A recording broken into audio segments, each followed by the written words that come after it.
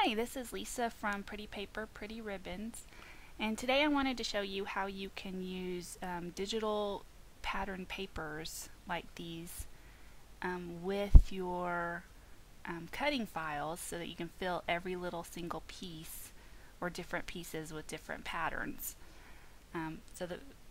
Today I'm using this little girl with floaties on from the Pretty Paper, Pretty Ribbons Little Swimmers set, cutting file set.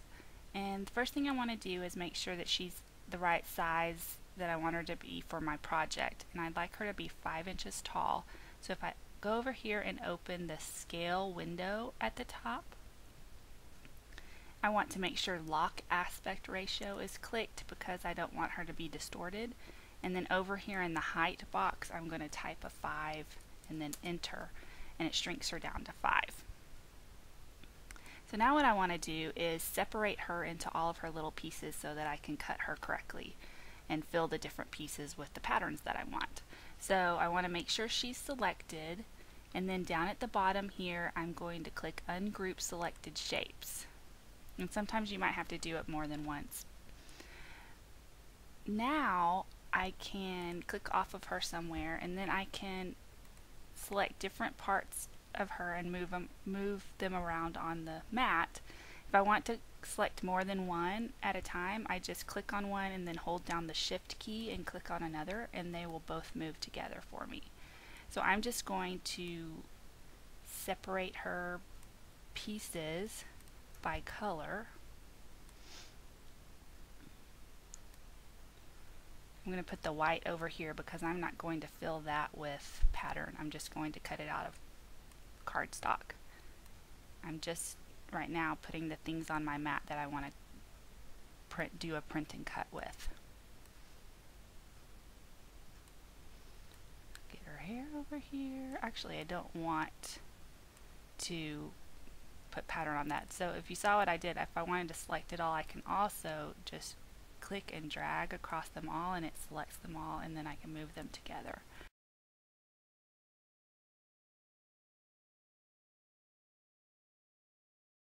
So all of these things here I want to have patterns on them. So what I'm going to do is move them to where I want them, arranged kind of closely together. I'm trying to not waste, try my best to waste the least amount of printer ink as I can. And you'll see what I'm talking about in a second. So what I'm going to do is select all of these blue ones and then go down to group, just so that they're easier to move around later. Okay, so they're all grouped. Now I'm going to be doing print and cut with these. So my printer is an 8.5 by 11 standard printer. So I need to come over here to the Page Tools window and click on that.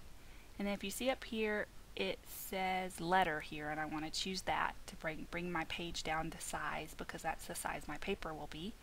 And then I want to go to the registration mark window and click Show Registration Marks. This is what the printer reads. This little square and this is what the printer reads to know where to cut, where the color is, and where it should cut. So wherever the gray parts are, it's not going to cut. So I want to make sure I position things on my mat so that they are within the boundary lines and not in the grayed out area. Alright, one way, there's a couple of different ways you can fill things with patterns. One thing is you can go over to open the fill pattern window, and Silhouette Studio comes with some patterns. So you can click on the object, click on a pattern, and then it fills everything that's selected there with that pattern.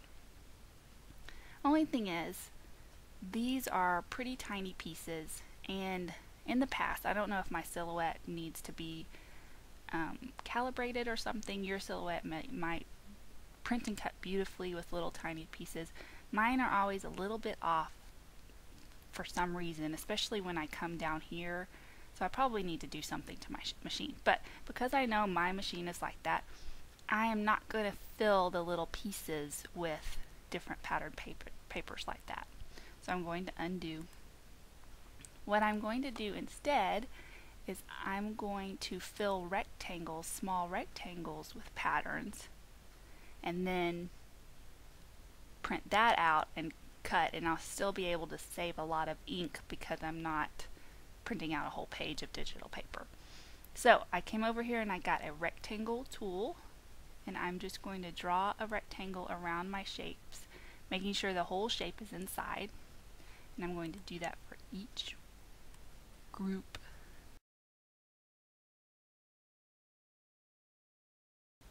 Okay, once I have those rectangles, and I try to make them pretty tight in, like that. Now I want to fill those rectangles with colors.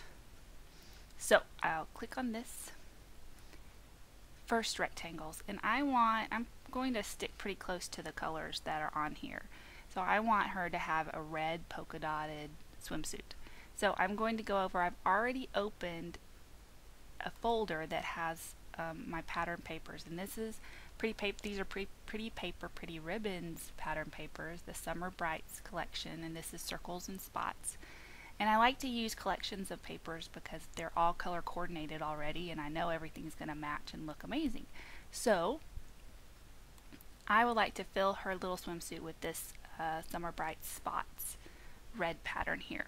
So what I'm going to do in this other window, I'm going to click and drag over to this rectangle. And because I had that rectangle selected, it filled it with that pattern. Now, I don't like how tiny the pattern is. The little polka dots are way too small. So in my fill pattern window here, which is right here is where you get to it, at the bottom it says advanced options. So I'm going to click that. And if you look here in the middle, there's a little slider that you can use, and then a number that you can use, and it's filled this with the pattern at 100% for that square, but that's not what I want it to look like. So I can either use the little slider to slide it bigger, and bigger makes the dots bigger, smaller makes the dots smaller. I wanted it a little bigger, or if I'm sliding too much and not getting I need more control, I can use these little down or up arrow keys.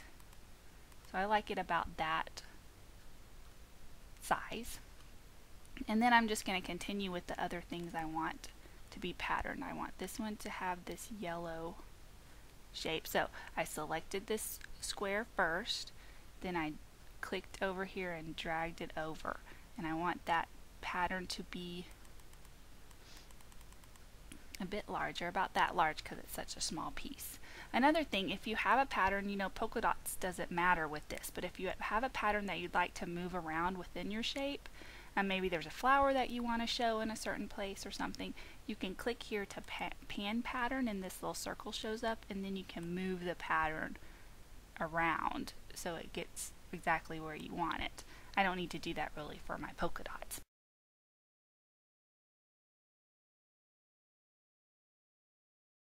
Alright, for these other pieces, I don't really want them to be polka dotted, but I want them to be in a color that coordinates. So I'm going to go up here to open the fill color window. And the great thing about the fill color window is it has this little eyedropper tool.